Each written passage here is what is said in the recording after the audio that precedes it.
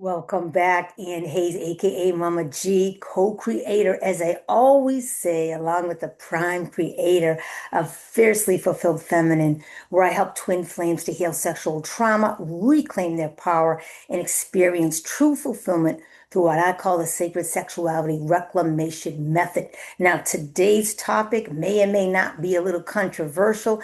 I'm going to talk about healing trauma around sex with twin flames, and why I truly believe that if you want to get to that next depth or that level where you can truly open up to true intimacy and beautifully blissful, ecstatic sex with the divine in the mix, that it needs to begin with you. Yes, I'm talking about the solo sex adventure. And I'm not talking about just masturbating, getting the toys out. This is very, very different. So please stay with me. If you feel like, oh my goodness, I'm in touch with my sex energy. I got all kinds of sexual energy. I'm good to go. It's very different. I do make a distinction between masturbation and self-pleasure. And I actually have a video on that. And it's actually a video that I've done about recognizing when your sexual arousal may actually be a healthy arousal versus an arousal that is connected to anxiety. Because I personally have experienced sexual arousal at certain times of, in the evening particularly, or when I had to take on a very challenging task, I would all of a sudden become sexually aroused. And when I realized at one point was, oh my goodness, this, I just, I'm avoiding this. This is challenging. Let me just go and pleasure myself. And it would just take, it was stress that was connected to the time of the day and to my sexual trauma. And so I didn't feel, I would just feel very not in my body and not settled. And I really had a difficult time focusing because the evenings were often associated with, oh, okay, I'm not safe. This could be happening when I go to bed. So I'm just sharing. It's just an opportunity to be more mindful about when you are aroused, why you are aroused, and what you're going to do about it. Okay. So I'm focusing on twin flames here right now, but this could be for anyone. If you truly want to connect more deeply with a loving partner, you've got to learn how to do that with yourself first. So let me back up. First of all, twin flames is a very profound, deep connection. Why is that?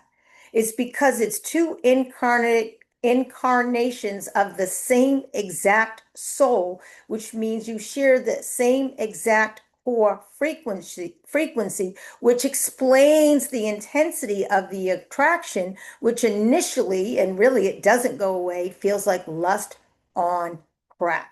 So it's only normal that you're going to want to have sex or sexual relations, or you're at least thinking about this person, and you may be masturbating obsessively, compulsively, like I was initially, with this person in mind.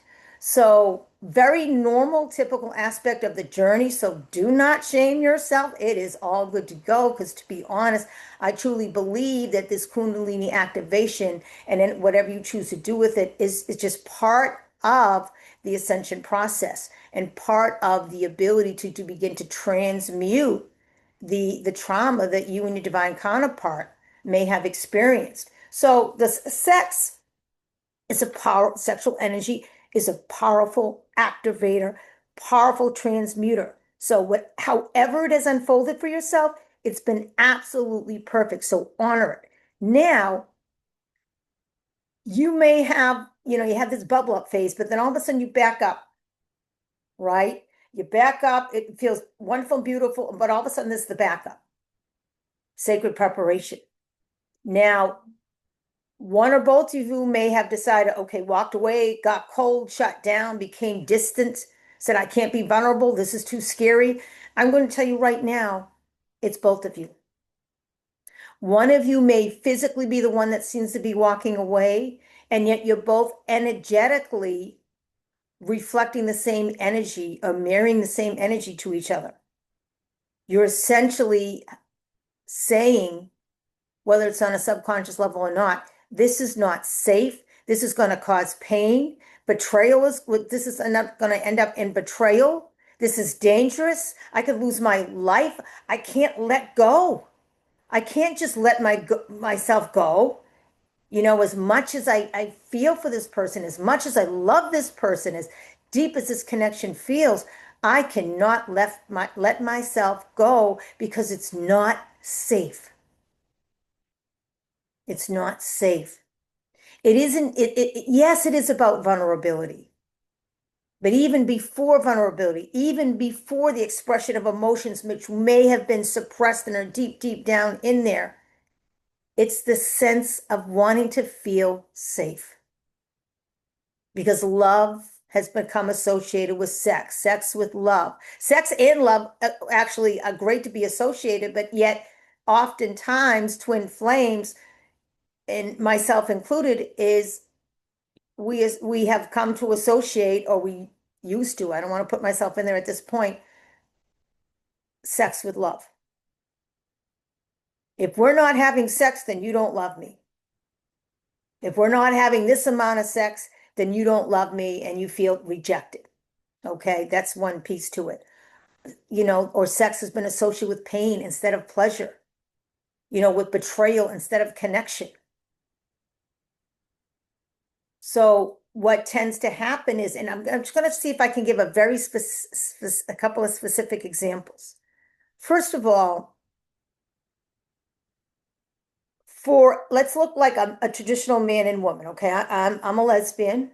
There are same-sex couples. There are different genders. But let's just look like at a penis. Okay, men in particular within this system, I feel like have been, bashed. Oh my goodness, there's so much rape, sexual assault. Men are terrible. Oh, I hate men. Blah, blah, blah. Okay, it's just these messages that I feel like men are being bombarded with regard to sex. And so on some level, there could be some messages where, oh my God, I'm a guy because I want sex and I like sex and I want this woman so much and I don't feel like I can control how this sex is going to show up. It might get a little rough. I might, come too soon. I might come a little bit hard, or fast. Any number of things. Or it could be that energetically, there's shame that is felt by other counterpart, and energetically that is felt. And so if, like, for example, if you are a woman, especially woman, and you have been shamed around your sexuality and you're just expressing it in a natural way, healthy way, and you've been shamed either, oh my God, you can't have sex outside of marriage, or women aren't supposed to perform oral sex on men. I know that sounds a little crazy.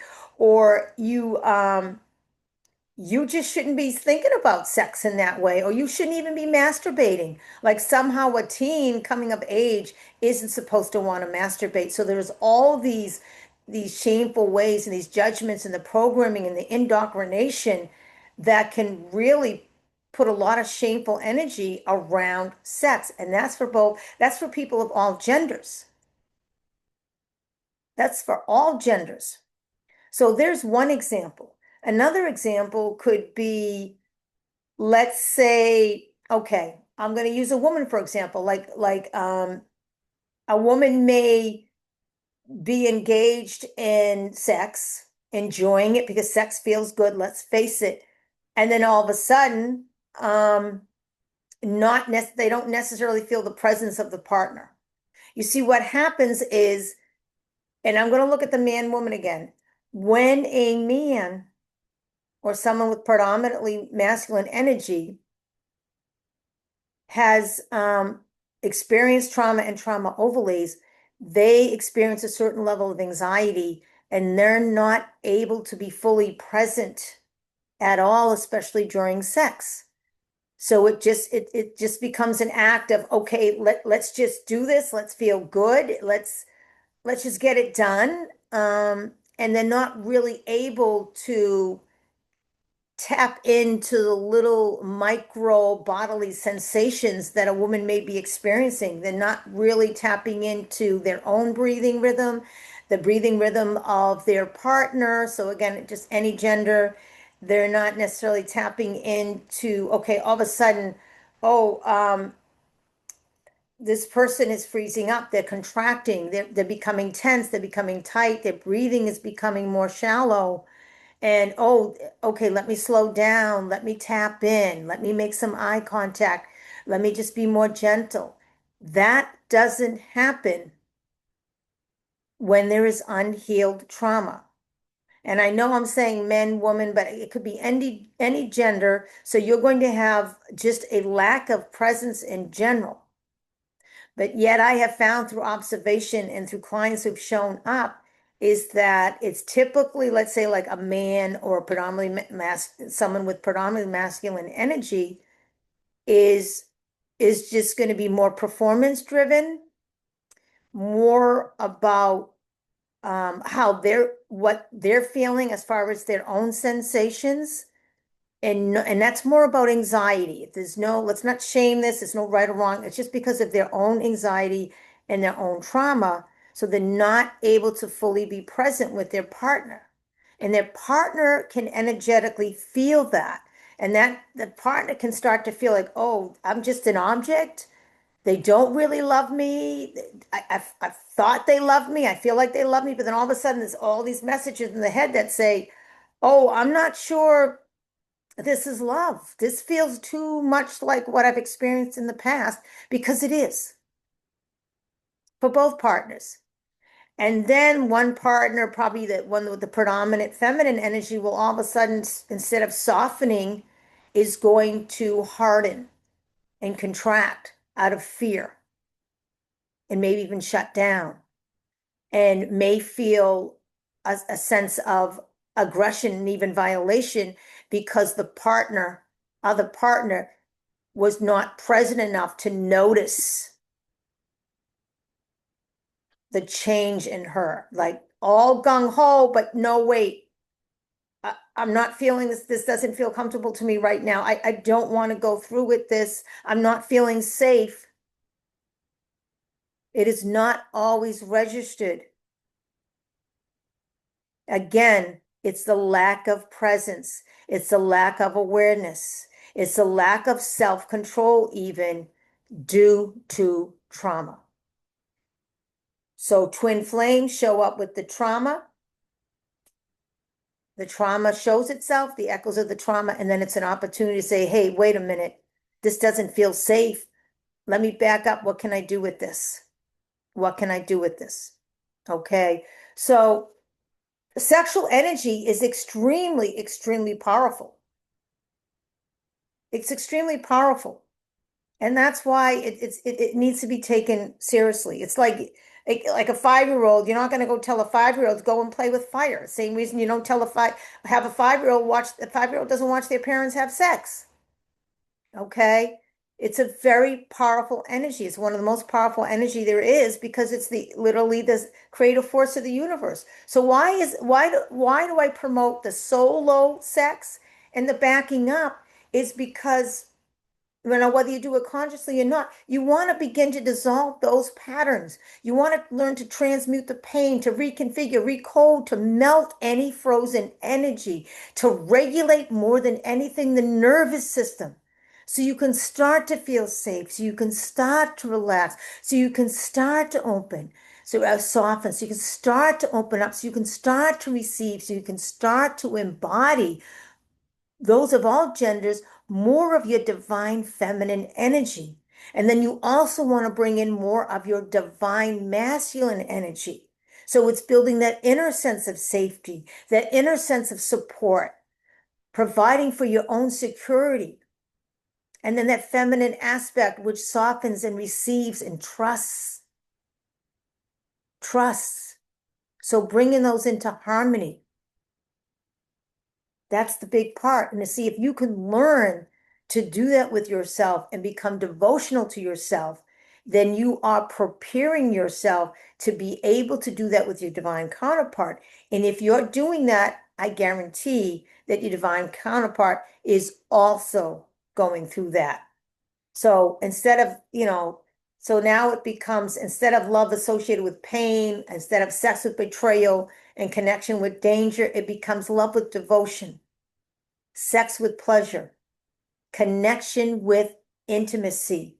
You see, we all desire to be loved and to be appreciated and to be able to love. And yet we need to learn to love, especially when you've experienced sexual trauma. Okay. So again, being able to tap into your own. Okay. So how do we do this? Number one, you've got to learn to reconnect and tap into your own body first. Notice the little subtleties. Notice the sensations. When you take a few deep breaths and you close your eyes, what sensations are you experiencing in your body? Tightness, heaviness, coldness, numbness, pain, discomfort, painful throbbing. What are you experiencing? And then tap in and say, okay, what emotion is connected to this? Is it fear? Is it pain? Is it sadness? And get in there and feel it. And get in the habit of checking in with your bodily sensations, checking in with the rhythm of your breath, and checking in with the emotions that are connected to those sensations. And you can take it a step further. This is a lot of what I do when I work with clients is I ask clients, when was the last time you felt that, experienced that sensation with that emotion? When was the first time? And then we go right to an inner child. Very powerful stuff. So it's learning to tap in and reconnect with yourself first. Critically important. And then once you start to tap in more and more, once you start to ground and calm and to regulate your nervous system, that's one way to do it. There are a number of somatic healing practices that you can use. There are many ways to do it. You will find that you start to feel lighter. You will start to feel more present with yourself. You will increase your level of awareness. You'll have a bodily sensation or an experience in your external reality, and automatically you'll be like, that's what this is about. Oh, okay, my heart. Okay, there's a little tightness there. I'm experiencing a little bit of anxiety. Okay, there is something here that's coming up. And you can ask the question, what is this about? What is this showing me? And then if you're still in present, you can receive those answers. And then eventually, what I guide my clients to do and what I've done myself is you just learn to touch yourself. You learn to nurture yourself. Like I mean, when I just touch yourself, just when you put on cream, really take the time. Self-care. Really just it's giving yourself rest when you need it, hydrating, eating healthy food, touching yourself gently and softly in a way that feels good, and taking time. Like I'm like putting aside time.